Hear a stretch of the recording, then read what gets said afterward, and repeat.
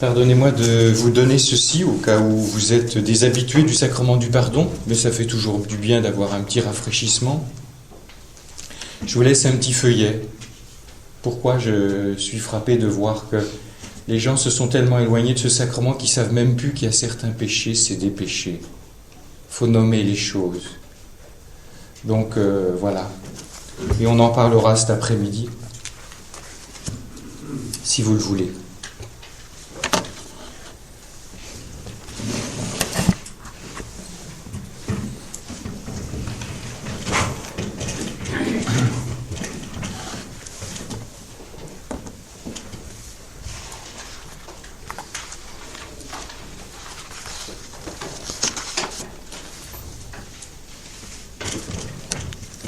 Nous sommes toujours dans ce mouvement de se laisser consoler,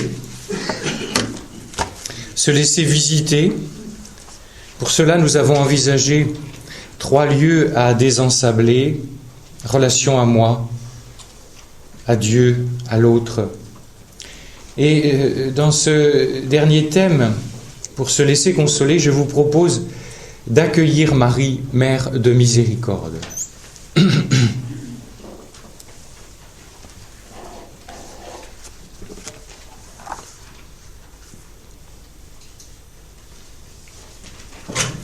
Alors que le Fils de Dieu commence à se développer dans le sein de sa mère, Marie rejoint sa cousine Élisabeth, elle entonne le Magnificat et elle dit « Sa miséricorde s'étend d'âge en âge ». Ces paroles ne sont pas simplement une belle prière de louange. Elles contiennent une annonce prophétique de la divine miséricorde. La très sainte Vierge Marie confesse implicitement que son enfant est la miséricorde incarnée.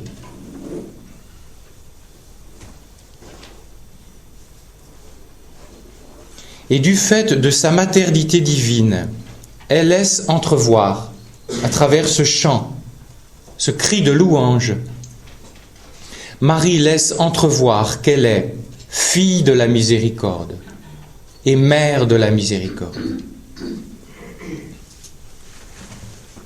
Fille de la miséricorde, parce qu'il s'est penché sur son humble servante. C'est pas Marie qui a obtenu la miséricorde avec une série de béats. C'est Dieu qui a pris l'initiative. Elle est fille de la miséricorde et elle est mère de la miséricorde. Le Tout-Puissant a fait pour moi de grandes choses. Jean-Paul II, dans son encyclique Dieu riche en miséricorde, d'ailleurs, parenthèse, vous le savez peut-être, l'encyclique Dieu riche en miséricorde est en fait le fruit de la méditation de Karol Wojtyla, qui était le voisin de Faustine. Cette encyclique est le fruit de sa méditation du petit journal. Et dans ce petit journal de Jean-Paul II, Dieu riche en miséricorde, il est dit « Marie est aussi celle qui, d'une manière particulière et exceptionnelle, plus qu'aucune autre, a expérimenté la miséricorde, donc elle est fille de la miséricorde, et en même temps, toujours d'une manière exceptionnelle, a rendu possible par le sacrifice du cœur sa propre participation à la révélation de la miséricorde divine. »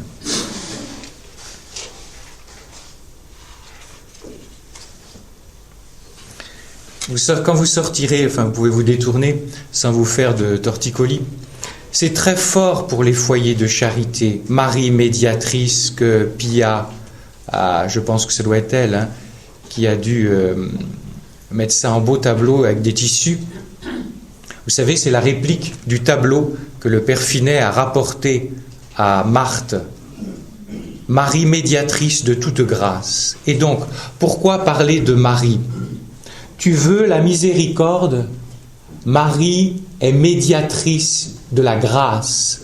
L'autre nom de la grâce, c'est la miséricorde. L'autre nom de l'esprit, c'est la miséricorde. L'autre nom de la miséricorde, c'est l'Esprit.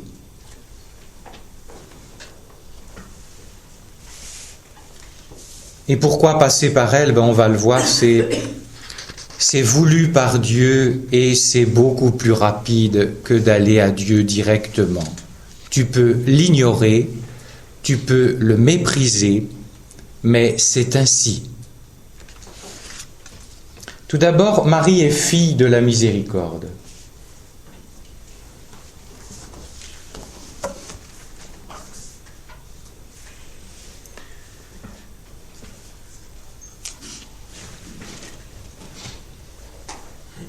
Deux choses.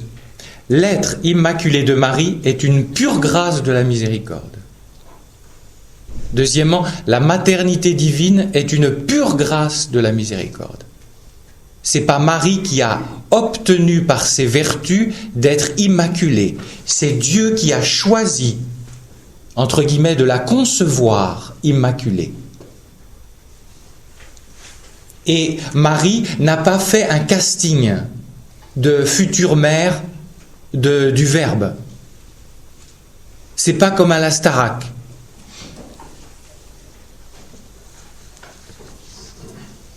C'est Dieu qui a choisi. L'être immaculé de Marie est pure grâce de la miséricorde, tout d'abord.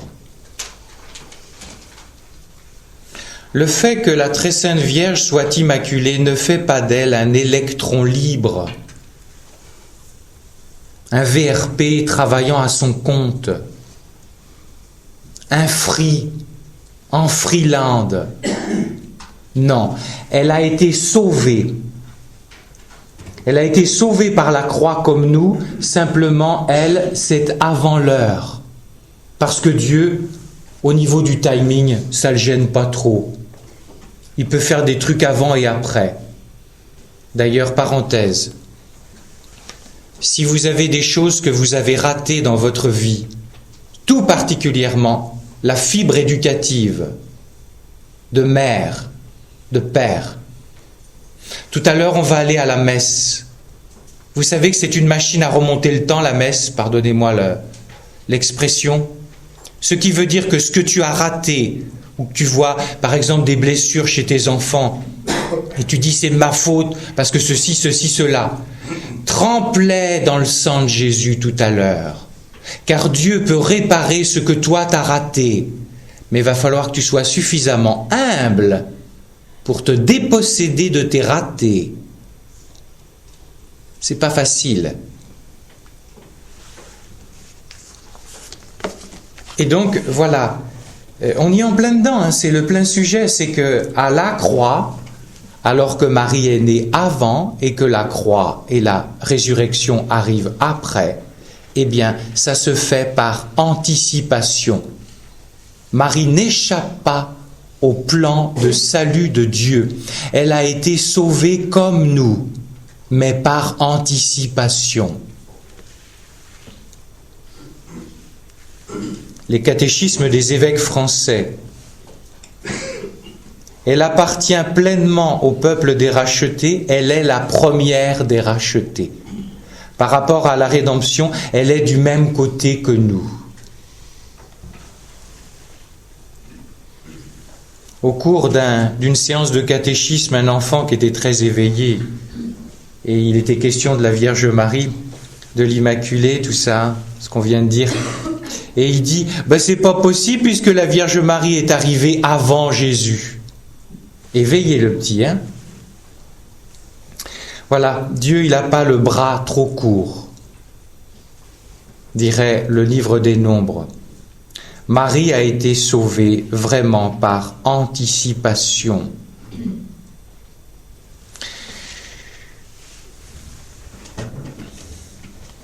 Et donc Marie n'a pas acquis son immaculée conception graduellement, progressivement, à coup de vertus sublimes.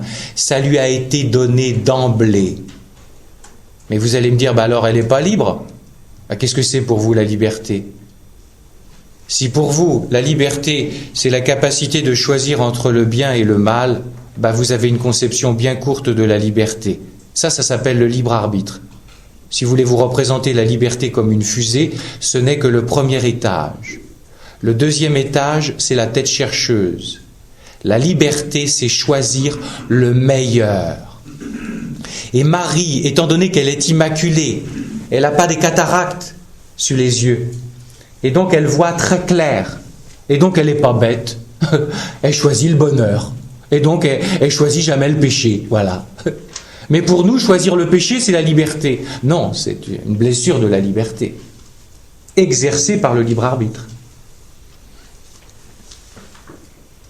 Elle l'a reçu gratuitement avant l'heure, par pure miséricorde, de la part du Dieu de miséricorde, cet être immaculé. Et attention, frères et sœurs, être immaculé ne veut pas dire simplement sans péché, comme si c'était par le négatif. C'est aussi par le positif. C'est-à-dire que être immaculé, c'est être totalement transparent au Saint-Esprit. Et voilà pourquoi cette chapelle que le père Van der Bort et sa communauté ont choisi d'appeler la chapelle de Saint-Maximilien Kolbe. Saint-Maximilien Kolbe, qui est un très grand théologien, ose dire que Marie est la quasi-incarnation du Saint-Esprit. Expression extrêmement audacieuse. Pas incarnation au sens ontologique pour les spécialistes parmi vous, mais par pure grâce. C'est-à-dire qu'elle est pure transparence. Et c'est voulu par Dieu. Ce qui fait que si tu veux aller faire une expérience du Saint-Esprit, je peux te dire que le chemin le plus court, c'est la Vierge. Et si tu veux te passer de la Vierge, tu vas diminuer le don de l'Esprit. C'est en ce sens que le renouveau du renouveau sera marial, si ce n'est pas déjà fait. Et la révélation qui va venir à travers les événements dont nous allons parler en fin de semaine, c'est la révélation de la Vierge. Ça, elle n'est rien. Mais Dieu veut donner le tout par le rien. C'est fou ce truc-là.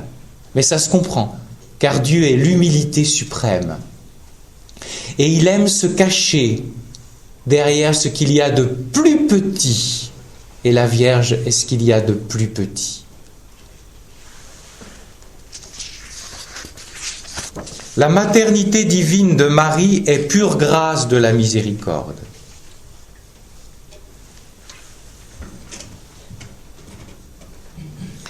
Si Marie est pleine de grâce, traduit, pleine du Saint-Esprit, sans aucune trace de péché, ce n'est pas pour qu'elle se regarde dans la glace en disant « je suis pas mal », c'est en vue d'une mission.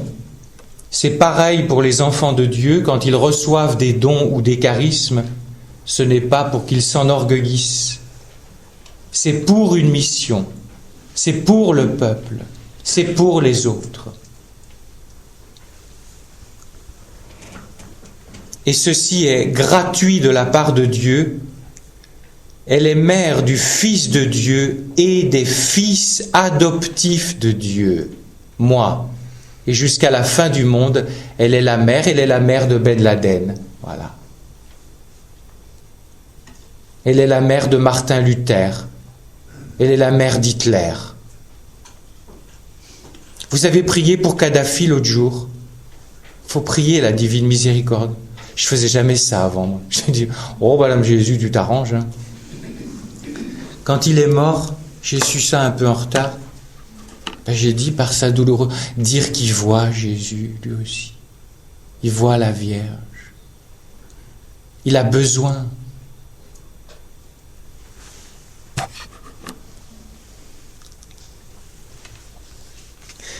Moi, je voudrais une seule seconde voir ce qui se passe dans ce truc-là. Enfin, on le verra tous. Enfin, normalement. Non ? Il n'y aurait rien de pire que d'être immortel sur la terre. Highlander, c'est pour les films. Quelle catastrophe. Moi, je préfère la vie éternelle.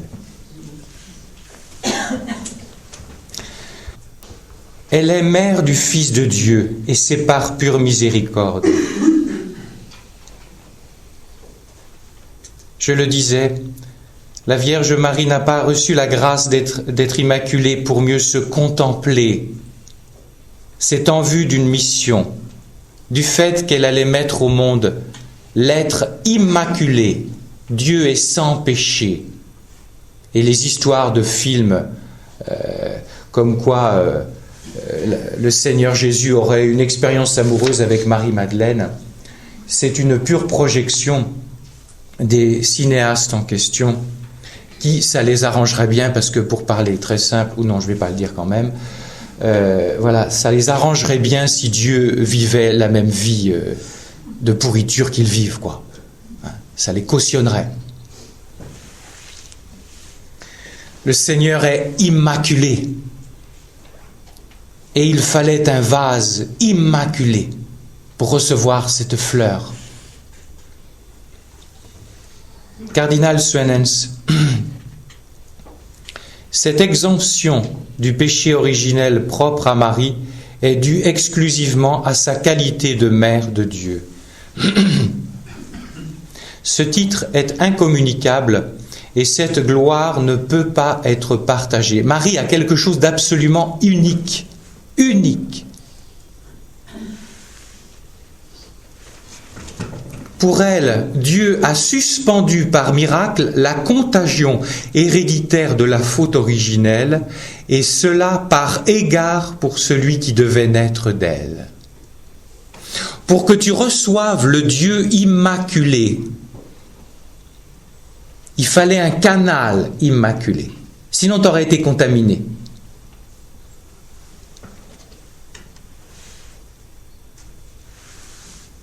La sainteté du Fils est cause de la sanctification anticipée de la Mère, comme le soleil illumine le ciel avant d'apparaître lui-même à l'horizon. Frères et sœurs, tout se tient dans la théologie.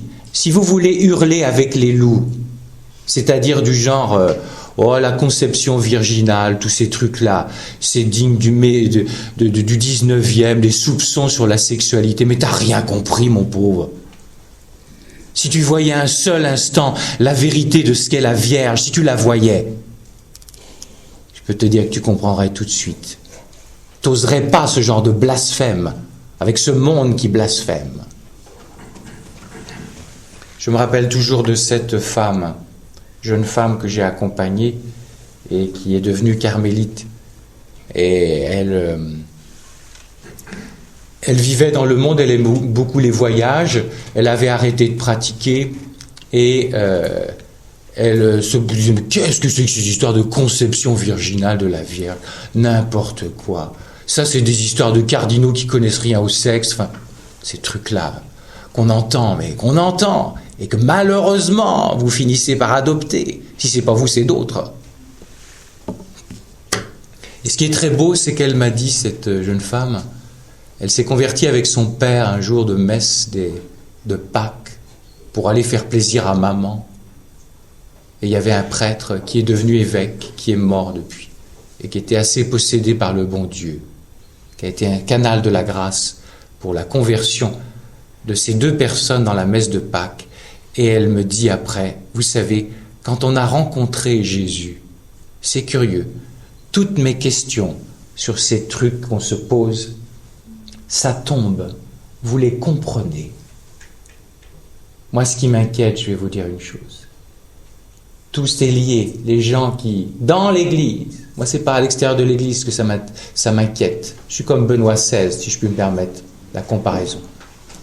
Le drame de l'Église ne vient pas de l'extérieur. Le plus grand danger vient de l'intérieur. Il l'a redit aux jeunes en Allemagne. De ces chrétiens attiédis et qui regardaient les prêtres, le 10e des prêtres d'Autriche. C'est une catastrophe. On y va vraiment vers le schisme, je peux vous dire. Et on y est. Et elle me dit donc, c'est fou, ça... On comprend automatiquement quand on rencontre. Et donc tout est lié. Les gens qui ne comprennent pas le célibat pour Dieu, quand c'est des cathos ou des prêtres, je me dis, mais ont-ils rencontré Dieu?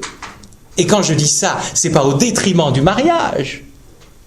faut 2 mains, 2 ailes pour qu'une colombe puisse voler. Il y a le mariage et le célibat pour Dieu. Mais si la personne a rencontré Dieu, comment fait-elle pour ne pas comprendre ça? Je vais vous dire, elle n'a pas rencontré son amour. C'est pas possible. Je ne pense pas que c'est possible. Est-ce que vous êtes du genre à défendre le célibat du prêtre dans le principe? Oui. Ça fait mal, vous savez. Des gens que j'aime beaucoup. Voilà. Cathos, pourtant. Vraiment. Voilà. Et ça tombe dans ce piège-là. Pourquoi je dis ça? Il me semble de plus en plus que le célibat du prêtre, j'ai envie de dire plus que la religieuse. Pourquoi? Parce qu'on va se dire une femme c'est plus porté à ça qu'un homme. Le célibat du prêtre, et attention, le célibat de la religieuse a une très grande signification. Le célibat du prêtre, pourquoi est-ce si important d'y tenir? Parce que il y a 3 carrefours, il me semble, qui se rejoignent. Nous sommes au cœur d'un problème de la sexualité. Et nous vivons actuellement dans une société hyper sexualisée, érotisée. Voilà. Et ça dit quelque chose de ta complicité avec ça. Deuxièmement, le célibat du prêtre n'est pas une castration, c'est une plénitude. Et donc, comme dit Sir Bridge McKenna, le problème du célibat du prêtre, c'est une question de foi. Est-ce que vous croyez qu'un être invisible puisse remplir la vie d'un homme? On est au cœur de la foi avec le célibat du prêtre. Et le 3e carrefour, ce qui est visé, c'est le magistère, comprenez? Vous irez lire l'épître aux Thessaloniciens, il est question du retenant, qui à un moment de l'histoire du monde ne pourra plus retenir. C'est le magistère, c'est le pape. Et nous entrons dans cette période-là. Un philosophe sénateur italien écrit, je viens de lire son bouquin, on refuse, dit-il, actuellement au pape la possibilité d'être pape. Il ne peut plus rien dire. Voilà. Et il y arrivera un moment où il ne pourra plus retenir.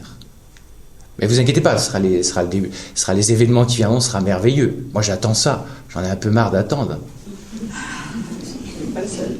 Ben oui, parce qu'il faut en baver. Hein. Et donc, vous voyez, hein, ça doit vous donner, ces propos ne sont pas des discours de cata. C'est pour infuser, inoculer l'espérance pour les temps qui viennent, frères et sœurs.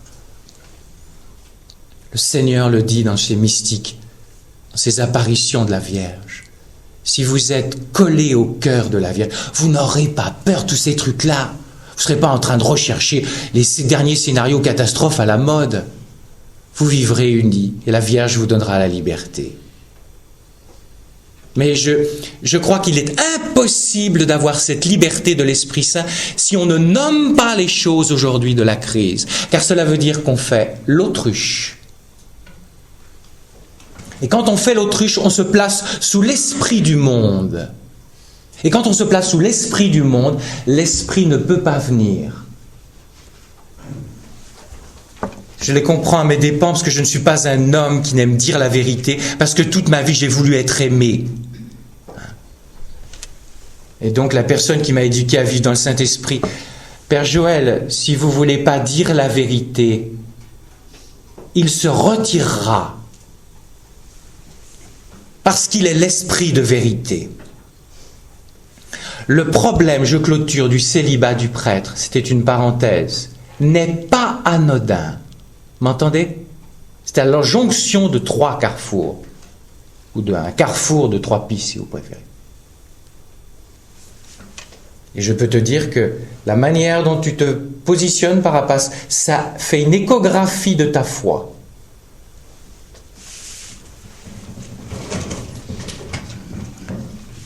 Elle est la mère du Fils de Dieu, elle est la mère des fils adoptifs de Dieu. Quand il est dit à la croix, « Femme, voici ton fils. Fils, voilà ta mère. » Saint Jean n'est pas « Oh, c'est mon petit préféré, je vais l'adopter. Il va faire mon linge quand je vais être plus vieille. » Hein? C'est toi, Jean. C'est toi, Jean. Entends ça. Entends ton prénom. Tu t'appelles par exemple Isabelle. Tu es au pied de la croix et Jésus, à peine peut-il parler, et il dit « Femme, voici Isabelle, ta fille. » Tu t'appelles Jacques. Femme, voici Jacques, ton fils. Entends ça.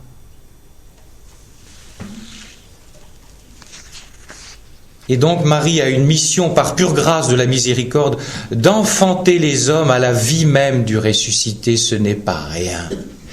Pour beaucoup de chrétiens, oh madame, la maman dans une famille, elle est tellement généreuse la maman, faudrait l'honorer, mais c'est beaucoup plus que ça. C'est la mère de ta vie. C'est la mère de Jésus en toi. C'est la mère de l'Esprit Saint en toi.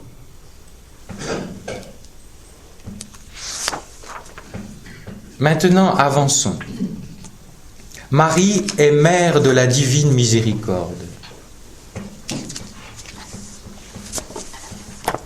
Dans le petit journal, il y a une parole de la Vierge elle-même, car Faustine n'a pas eu que des apparitions du Seigneur Jésus, énormément du Seigneur Jésus, mais à certains moments de la Vierge aussi. Vénarde.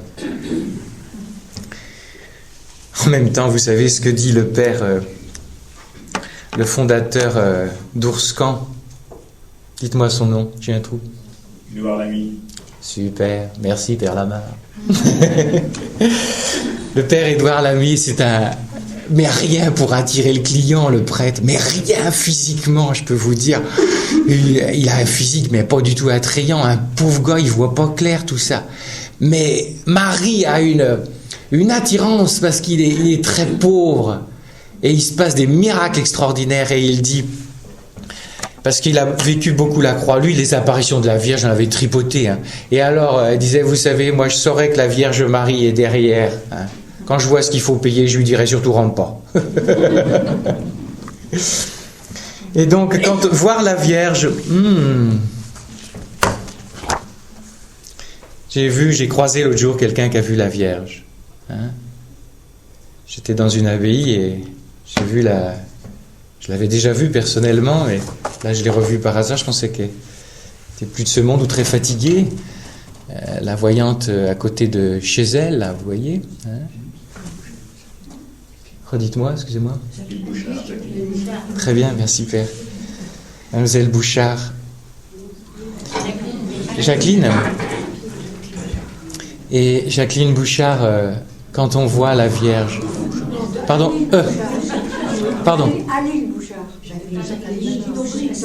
Jacqueline Aubry, pardon. C'est les apparitions de l'île Bouchard. On va s'en sortir.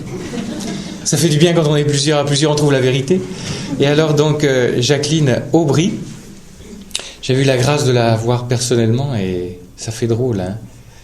Et quand on voit la Vierge, mais après, sauf depuis 23, puisque 23, Monseigneur 23, a authentifié les choses. Donc on s'est dit, c'est pas une barge, elle n'est pas bargeau, mais elle a passé des dizaines d'années à être honnie par les prêtres, par des gens qui disaient, elle veut se faire voir. C'est pas rien de voir la Vierge et d'avoir une mission. Vous voulez des charismes ? Vous voulez la monnaie de la pièce à payer ?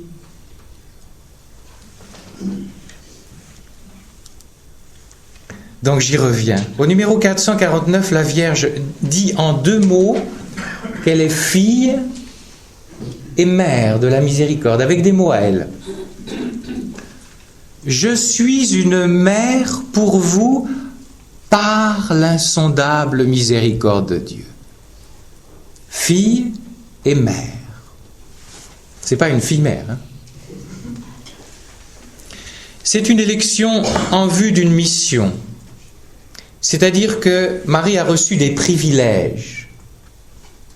N'ayons pas honte, aujourd'hui on est tellement honte des privilèges de la Vierge. Mais attention, elle a reçu des privilèges, pourquoi ? Faut que tu aimes les privilèges, pourquoi ? Parce qu'elle a reçu des privilèges pour faire de toi un privilégié. Va pas cracher dans la soupe. Pendant la Sainte Messe, j'entendis le bruissement d'une robe. Le Chanel à côté, c'est court. La robe de la Vierge. Le taffetas, ça doit être court à côté. Et je vis la très sainte Vierge dans une étrange et belle clarté. Sa robe était blanche avec une écharpe bleue. Et elle me dit, « Tu me causes une grande joie quand tu adores la Sainte Trinité pour les grâces et les privilèges qu'il m'a accordés. » Je vous l'ai dit, si Marie est dotée de privilèges, c'est pour faire de nous des privilégiés. Vous voyez la médiation de grâce. Elle est dit dans ce numéro 1746, « Par elle, Marie, s'écoulent sur nous les torrents de toute grâce. » Et vous retrouverez des choses comme ça dans l'encyclique Dives et Misericordia de Jean-Paul II, au numéro 9. Alors, avant de mettre en relief la dernière partie de notre entretien, avant de mettre en relief les quelques traits de la maternité de Marie à notre égard, Mère de la miséricorde à mon égard, je voudrais répondre à deux méprises fréquentes. Non pas simplement que j'entends, mais que je me suis posé aussi. Marie est-elle donnée pour combler une déficience de miséricorde qui manquerait à Dieu ? Deuxième chose, Marie, simple créature, ne diminue-t-elle pas la miséricorde qui, elle, est infinie ? On va répondre à ces deux questions. Est-ce que Marie comblerait tout d'abord une miséricorde qui manquerait à Dieu ? Certaines paroles du petit journal le laisseraient supposer. Et si vous voulez d'autres apparitions, passez par la Salette. Elle dit en substance, priez, j'intercède pour arrêter le bras de mon fils. Il faut entendre, c'est la Vierge qui les prononce. C'est le Seigneur qui demande à la Vierge de les prononcer. Et donc dans le petit journal, certaines paroles de la Vierge elle-même, de la manière dont elle apparaît, laisserait supposer que Marie, ce serait la gentille maman, et puis il y aurait le papa qui serait point fin, et puis non, te fâche pas, cher époux. Hein. C'est ça qu'on a dans la tête. Écoutez ça. Nous sommes le premier vendredi de septembre 1936. La très sainte Vierge Marie se manifeste à sœur Faustine. Je vis la Mère de Dieu, la poitrine découverte, transpercée par un glaive. Ça vous rappelle l'Écriture. Elle pleurait à chaudes larmes et nous protégeait de la terrible punition divine. Dieu veut nous faire subir une terrible punition, mais il ne le peut pas car la Mère de Dieu nous protège. C'est dans le petit journal. Et s'il y avait la moindre erreur théologique, Faustine ne serait jamais canonisée.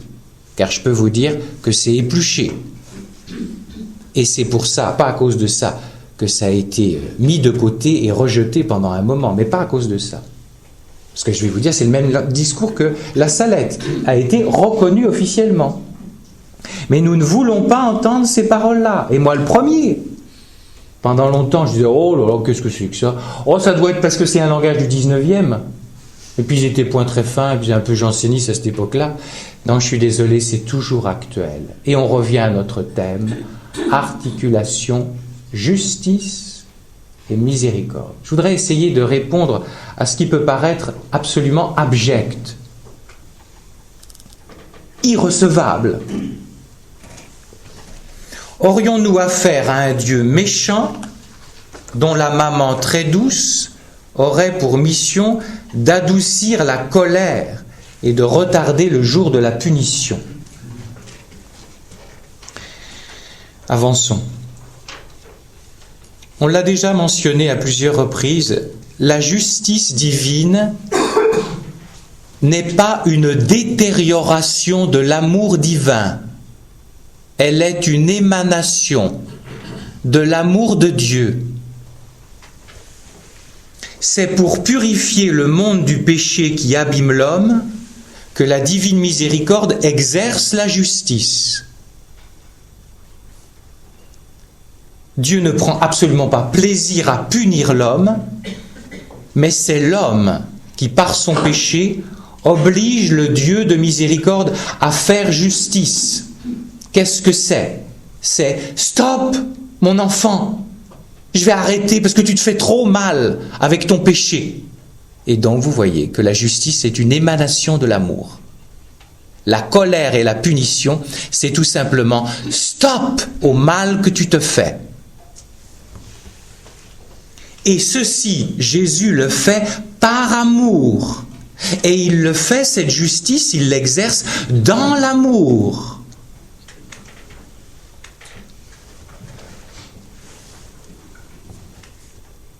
En gros, des parents qui verraient leur enfant se droguer à mort, ils auraient trouvé une solution pour ne pas, attention, atteindre sa liberté. Genre Picouse qui va le mettre comme un légume. Hein? Non, ils ont trouvé une solution pour arrêter que cet enfant s'auto-détruise. Pensez-vous que ses parents mériteraient le nom d'amour s'ils diraient « Continue à te droguer, on a la solution pour que tu arrêtes, mais on ne le fait pas parce qu'on ne veut pas toucher à ta sacro-sainte liberté ». Ses parents seraient le contraire de l'amour. Exercer la justice est l'expression même de l'amour. C'est arrêter la logique mortifère du péché autodestructeur et qui empêche le bonheur. Avançons. Dans la vision de Faustine citée à l'instant, la Vierge Marie pleure. Verse-t-elle des larmes sur la méchanceté d'un Dieu qui ne pourrait pas contenir son envie sadique de donner une bonne raclée aux hommes? C'est ce que nous avons dans le cœur à cause de nos blessures et de notre éducation et de la justice humaine du monde.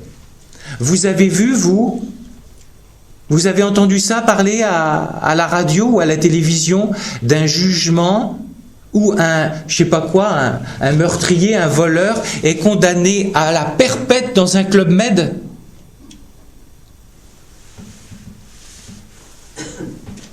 La Vierge Marie gémit tout d'abord sur ses frères les hommes qui sont complètement aveuglés par le péché et qui croient se faire du bien en se faisant du mal par le péché. Et ils s'en infligent des conséquences désastreuses. Combien de parents on reçoit dans les retraites avec des enfants qui... Ces parents viennent et pleurent d'amour sur leur enfant qui se drogue, qui est je sais pas quoi dans la fiesta, dans l'alcool.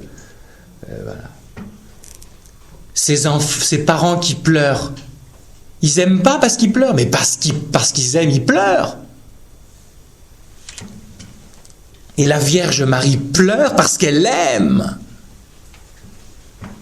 Elle aime ses enfants qui se font du mal. Mais alors est-ce qu'elle pleure sur le fait qu'ils vont se prendre une raclée? Non! Maintenant en direction de Dieu. Elle pleure avec Dieu qui pleure. Dieu souffre de voir ses enfants s'enfoncer dans le malheur. Et pour stopper cette spirale infernale, par par miséricorde, il va exercer sa justice. Par miséricorde. Et s'il ne le faisait pas, il ne serait pas le Dieu de miséricorde. Pardonnez-moi d'insister par tous les bouts, mais parce que voilà, ce petit truc-là, c'est pas en lisant un livre que tu vas le comprendre, je vais te dire. C'est en te laissant apprivoiser progressivement par la miséricorde qui va te l'enseigner et qui va poser un baume sur tes blessures, et alors de fausses images de Dieu vont tomber. Ce n'est pas une compréhension intellectuelle que la compréhension, articulation, justice, miséricorde. C'est une connaissance au sens de naître avec, dans une expérience du vrai Dieu et non pas du Dieu avec la chicotte.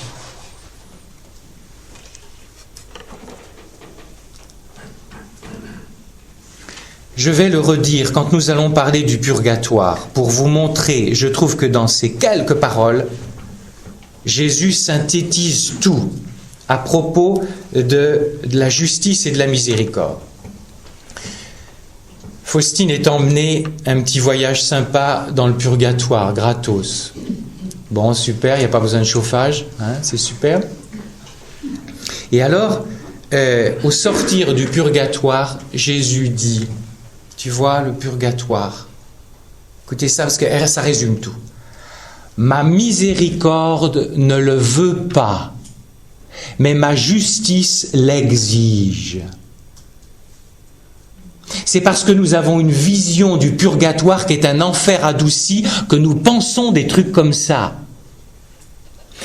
Je le redirai, les âmes qui ne sont pas pures, sans doute nous, chacun, je veux bien, encore que, vous savez, nous allons arriver, nous allons voir Jésus. C'est nous qu'allons désirer de tout notre cœur le purgatoire. C'est pas Jésus qui a des bienfaits pour toi, 15 jours de placard avant de rentrer dans la salle de noces. Ma justice l'exige. C'est quoi? C'est la fameuse tunique blanche dont il est question dans une parabole. Il l'a pas, tu ne rentreras pas. Ça veut dire qu'il est méchant. Mais non, mes frères et sœurs. La tunique blanche, c'est la tunique du bonheur. Et tu ne comprends pas que dès que tu as des rouilles, de la rouille, dit Catherine de Gênes dans son traité sur le purgatoire, dès que tu auras du péché, ça diminue ton bonheur. Et donc Dieu au ciel ne veut pas diminuer ton bonheur.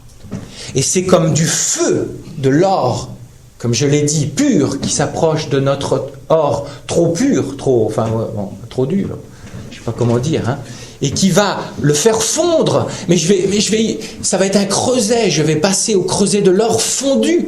Oui, mais tu vas en ressortir amour pur.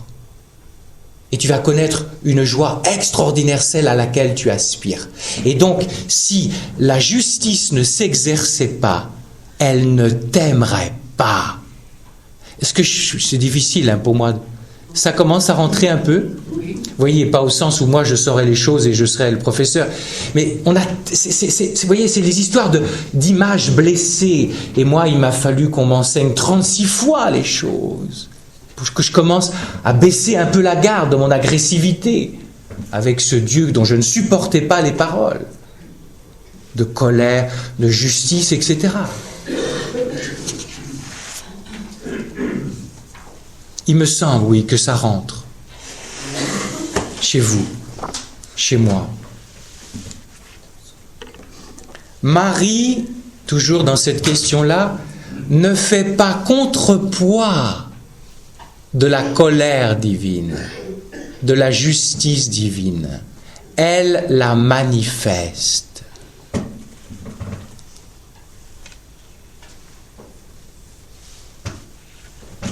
Il y a quelque chose de très fort que j'ai vu chez Thérèse d'Avila qui m'a donné de comprendre des choses que j'ai vues chez des âmes.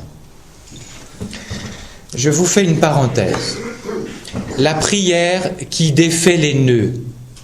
Les prières irrésistibles de Padre Pio. Donnez-les, ça marche à tous les coups. Mensonge. Je vais m'expliquer. Il faut comprendre une chose. Pourquoi Padre Pio dit-il la prière irrésistible? Parce que Padre Pio est entré dans l'union de volonté. Et il est devenu irrésistible pour Dieu. Puisque la volonté de Padre Pio est devenue celle de Dieu. Et comme il a celle de Dieu, dès qu'il commande quelque chose, ça le fait. Et c'est irrésistible, parce que Dieu ne résiste pas à une âme qui est totalement unie. Et après, le problème, c'est qu'on va donner ça aux gens en leur disant ça va marcher. Mais ils ne sont pas dans l'union de volonté. D'autre part, vous le verrez, chez Faustine, le petit journal, elle dit, le chapelet de la miséricorde, c'est pas fait que pour les âmes du purgatoire, ça marche pour tous les coups, qu'elle dit, même un jour d'orage. Mais elle ajoute, si c'est la volonté de Dieu. Vous avez des gens, je pense à une femme que j'aime beaucoup, qui priait avec larmes pour que sa fille soit guérie du cancer. Alors elle a mis toute la paroisse en branle. Mais c'était peut-être pas la volonté de Dieu qu'elle guérisse. Mais qu'est-ce que c'est votre truc sadique? Mais c'est parce que tu ne sais pas ce que c'est le ciel, tu ferais mieux de te taire. Parce que la fille, elle est au ciel. Et donc, si dans nos prières de demande, qu'on fait des demandes pour les gens, pour qu'ils guérissent, mais si on n'a pas la vision que le ciel, c'est le bonheur, et plein pot de bonheur, on ne comprend rien au non-exaucement. Et on se dit, il est méchant, il n'a pas exaucé. Mais tu ne comprends donc pas que là-haut, sa fille, elle est comblée. Et que, c'est une parenthèse aussi, est-ce que vos prières de demande sont enchâssées dans de l'abandon? Je vais vous dire, ça va vous faire un mal fou si vous n'êtes pas abandonné. Tiens, je vous donne, excusez-moi, je fais un parenthèse. Dans la paroisse où j'étais curé, je m'en rappelle encore. Il y avait une grand-mère qui emmenait les petits-enfants parce qu'elle les avait en garde. Pourquoi? Parce que son fils, qui était le papa de ses petits, avait un cancer. Et mamie était très religieuse et elle faisait bien, attention, mais vous voyez, de manière unilatérale, dans l'ordre de la prière de demande. Et attention à ça. Vous allez voir la finale. Allez, viens mon petit David, on va aller à l'église. On va mettre un cierge pour papa, pour qu'il guérisse. Puis bien sûr, elle l'avait de plus en plus en garde parce qu'il était de plus en plus malade et que la femme de ce mari, bien sûr, fallait qu'elle travaille. Elle ne pouvait pas garder les enfants.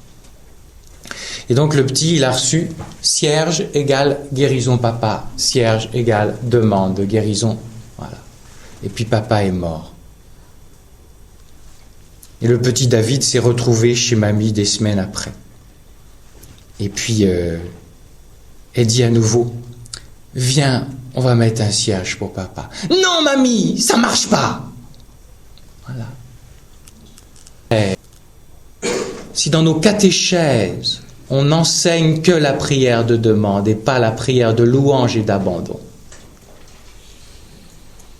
eh bien on fait fuir des gens de l'église.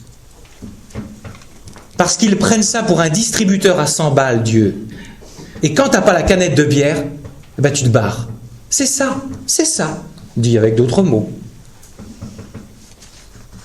Alors voilà ce qui se passe. Et comme j'ai vu ça chez des âmes, un jour, j'étais en Afrique, j'ai rencontré une âme particulièrement unie à Dieu. J'avais jamais vu ça. Et un jour, la personne reçoit un songe. En Afrique, Dieu parle beaucoup par songe. Là aussi, il m'a fallu sortir de la mentalité psy qui analyse tout. Et un jour, il y avait eu une croix. C'est toujours précédé par de la croix, je peux vous dire. Ça se paye. Et donc, Jésus lui apparaît en songe et il a fait rentrer dans une salle. Il y avait une magnifique table avec des nappes, plein de mets, vous savez. Tout décoré. Et Jésus lui dit, sers-toi, tout est à toi pour ce que tu aimes. Mais parce que la personne est morte à sa volonté. et elle obtient quasiment tout. Pourquoi? Parce que c'est une chouchoute, parce qu'elle n'a plus de volonté. Et les gens veulent obtenir sans livrer leur volonté. Vous voyez? Et donc, les prières irrésistibles, je ne sais quoi, faut quand même pas trop se moquer des gens. Par contre, si la prière irrésistible est donnée comme « je vous invite à croire », ok, mais est-ce que je rajoute? Parce que tout est dit de la prière de demande dans l'agonie. Le Fils de Dieu lui-même dit « éloigne de moi cette coupe ». Et le Père ne l'a pas exaucé, parce qu'il a rajouté « non pas ce que je veux, mais ce que tu veux ». Et en même temps, il l'a exaucé. Car la vie éternelle, la vraie vie de la résurrection, c'est venu avec la mort. Toute prière doit être enchâssée dans ce « s'il te plaît » et « comme tu veux ». En dehors de cela, elle te fera du mal, ta prière. Et moi, les gens qui viennent, surtout pour les histoires d'enfants, de mères et de pères pour leurs enfants, et ils ont des problèmes, ils ont mis en branle des neuvaines. Et je ne suis pas contre, je suis complètement pour. Mais c'est mortifère quand c'est pas enchâssé dans l'abandon. Et je dis à ces personnes, stoppez toute prière pendant 4 mois pour vos enfants. Je parle de toute prière de demande. Et vous allez pratiquer Merlin Carothers. Je te loue pour mon enfant qui se drogue. Voilà. Je te loue parce que, c'est ce que veut dire Merlin Carothers, non pas parce qu'il se drogue, parce que c'est un bien, mais je te loue parce que mystérieusement ta puissance de résurrection est à l'œuvre dans ce qui paraît une impasse. Et je m'arrime à cette vérité-là. Et voici ce que dit Thérèse d'Avila. Pour montrer ce qui se passe, et vous allez comprendre pour la Vierge, quand la Vierge demande quelque chose à Jésus comme à Cana, elle l'obtient. Non pas parce que « oh mince, c'est ma mère, elle m'embête, mais qu'est-ce que tu veux? Il faut quand même que je sois poli, je suis quand même le Fils de Dieu avec ma mère, il faut que je lui dise oui, quoi. » Non, c'est qu'il y a une union de volonté. Et voilà ce que dit Thérèse d'Avila. Dieu commence à montrer à l'âme tant d'amitié que non seulement quand l'âme a livré sa volonté, il lui rend sa volonté, mais il lui donne en même temps la sienne propre. Comprenez? La personne livrant sa volonté, elle va avoir l'impression de mourir, de ne plus exister, de ne plus être libre. C'est le grand problème aujourd'hui de nos vies. Et Jésus, non seulement rend la liberté humaine à la personne, mais il lui livre sa volonté divine. Vous comprenez que quand la personne demande du fait qu'elle est habitée par la volonté même de Dieu, ça le fait, ça crache au bassinet. Et cela donne de comprendre pourquoi les gens, quand ils sont dans l'union de volonté, ils disent « je sais qu'il va m'exaucer ». Je ne comprenais pas ça au début. Moi, je n'ai pas cette foi-là, je vous le dis. Pas du tout par fausse modestie, mais comme je l'ai vu. Ça vous aide à comprendre beaucoup de choses, tous ces trucs-là. Et si je vous le dis, c'est pour ne pas le garder pour moi, parce que ce n'est pas à moi. S'il en est ainsi des saints, car le saint est celui qui est entré dans l'union de volonté. Que dire alors de la Vierge? Quand Jésus demande quelque chose à la Vierge lui demande quelque chose, il craque.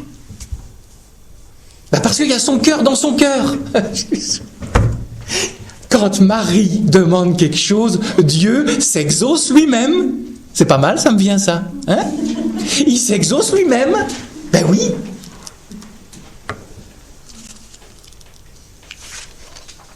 Alors, avançons, car je vois le temps qui passe.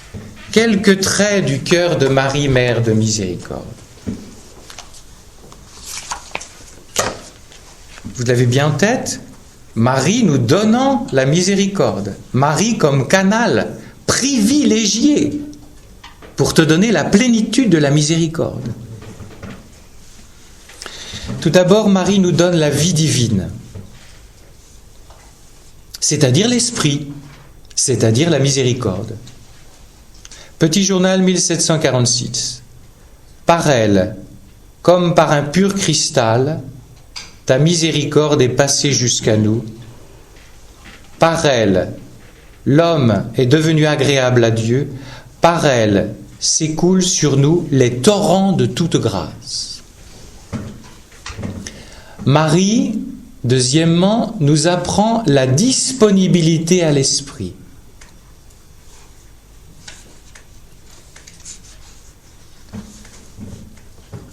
Le 8 décembre 37, fête de l'Immaculée Conception, Marie apparaît à Faustine. Avec un sourire, Marie me dit « Ma fille, sur la recommandation de Dieu, je dois être de façon particulière et exclusive une mère pour toi. Mais je désire que toi aussi tu sois tout particulièrement mon enfant. » La vie dans l'esprit est devenir enfant de Marie. Et je vous ai dit hier, t'en penses quoi, Esprit Saint, si t'as compris le truc? Arrête d'opposer Marie et l'Esprit Saint. Ils ne sont absolument pas la même chose, mais comme dit Maximilien Kolb, c'est comme deux anneaux qui ont été accrochés, ils sont absolument inséparables. Et donc quand tu dis, Marie, qu'est-ce que t'en penses? Eh bien, va te donner l'Esprit. Et tu ne fais pas ombrage en passant par Marie, tu ne fais pas ombrage à l'Esprit. Marie va nous faire grandir en vertu. Par exemple, Marie est la pureté, la chasteté. Tous ceux qui aspirent, c'est-à-dire tout le monde, à la pureté et à la chasteté, prenez Marie. Elle est la Vierge. Si vous avez été abîmé dans votre virginité, que ce soit un homme ou une femme, eh bien, elle peut revirginiser tout, votre mémoire profonde. Si vous avez eu des images qui vous ont sali, elle peut tout revirginiser. Mais il faut la prendre. Elle vous donne toutes les vertus. Elle est l'humilité. Vous ne savez pas prier, elle est la prière même. Petit journal 1414-1415. Je désire, ma très chère fille, que tu t'exerces à 3 vertus qui me sont chères. Ah bon, ça m'intéresse. La première, c'est l'humilité. Pas étonnant, c'est le fondement de toutes les vertus dans la tradition spirituelle. Et attention, l'humilité, c'est pas être une carpette. Et l'humilité, ce n'est pas du genre, je vais vous dire, la caricature de l'humilité. Oh mais mon père, vous savez, moi je suis moins que rien. Tu parles. Il suffit qu'un jour, la même personne, on lui monte sur les pieds. Tu vas voir comment réagir. Tu vas voir si elle est vraiment rien du tout. La première, c'est l'humilité. L'humilité et encore l'humilité. La deuxième, la chasteté. La troisième, l'amour envers Dieu. Marie, autre chose, a une mission particulière pour nous élever à une haute sainteté. La plus haute sainteté qui soit est donnée par l'éducation de la Vierge.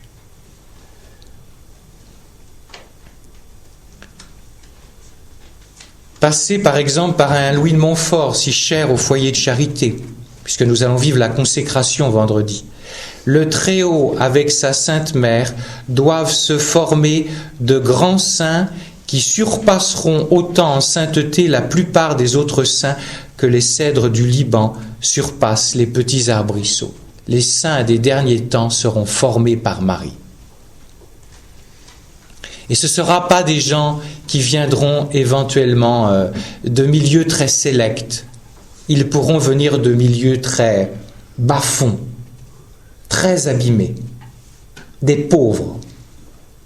Et Dieu va faire éclater sa puissance par leur pauvreté. Et ils ne seront pas crédibles pour les grands de ce monde et bien sûr les grands qui sont dans l'Église. Et quand je dis ça, les grands qui sont dans l'Église, ce n'est pas forcément ceux qui ont des responsabilités style évêque. C'est ce que dit Thérèse d'Avila, les bien-pensants. C'est-à-dire ceux qui ont décrété, qui savaient, et que quand l'Esprit Saint se manifeste en live, non, c'est pas de lui. J'ai pas ça sur mes disques rayés de théologie. Marie a une vocation extraordinaire pour nous protéger des démons.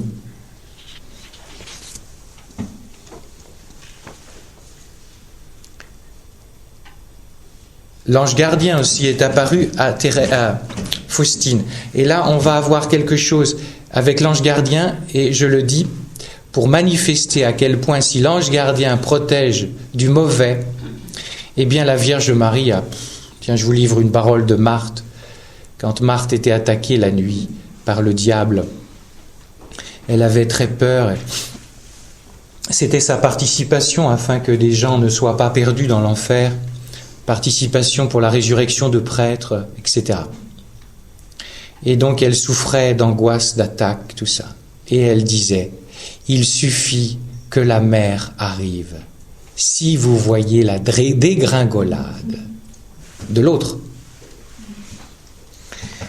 Faustine raconte, un grand nombre de démons me barrèrent la route à un moment. Ils me menaçaient de terribles supplices et des voix se firent entendre. Elle nous a ravis, tout ce pourquoi nous avons travaillé pendant tant d'années. Vous voyez, une petite bout de bonne femme. Un grain de sable dans le rouage du diable. Et tu peux être de cette race-là. Lorsque je les ai questionnés, dis donc, t'es audacieuse, ma petite Faustine. D'où venez-vous en si grand nombre? Ces personnages maléfiques me répondirent, des cœurs humains. Ne nous tourmente pas.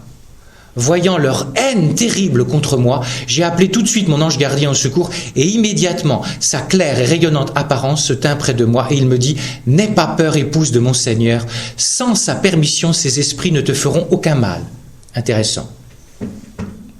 Il est inévitable que parmi vous, il y ait des gens qui aient peur du diable ou qui se croient possédés de ces machins-là. Ça, si tu te places sous le manteau de Marie, ça doit stopper ta peur. Vous m'avez entendu? N'aie pas peur, épouse de mon Seigneur, sans sa permission, ces esprits ne te feront aucun mal. Arrête d'avoir peur du mauvais. C'est parce que tu n'es pas assez placé sous le manteau de Marie.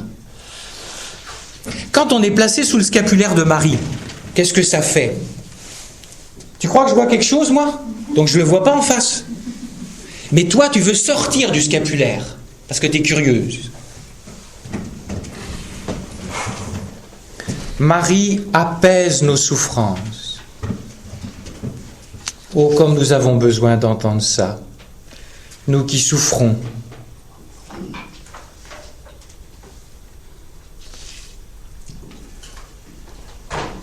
Je vais terminer là-dessus, il est l'heure. Petit journal 25. Durant la nuit, la Mère de Dieu me rendit visite. Et Faustine, excusez-moi, est à cette période-là dans des épreuves terribles d'angoisse, d'affliction intérieure, d'écrasement, de fatigue, de mal-être physique. Durant la nuit, la Mère de Dieu me rendit visite, tenant l'enfant Jésus dans ses bras. La joie remplit mon âme, et je dis, Marie, ma mère, sais-tu combien je souffre? Tu vois, Faustine, elle dit ça, n'aie pas peur de le dire à ta mère. J'ai mal, maman. J'ai mal, maman. N'aie pas peur. Elle entend. Et la Mère de Dieu me répondit, je sais combien tu souffres.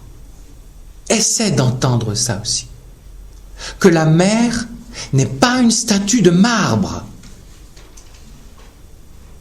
Elle sait combien tu souffres. Je vais te dire, elle sait mieux que toi combien tu souffres. Mais n'aie pas peur. J'ai et j'aurai toujours de la compassion pour toi. Elle me sourit affectueusement et disparut, et aussitôt mon âme se trouva emplie de force et d'un grand courage.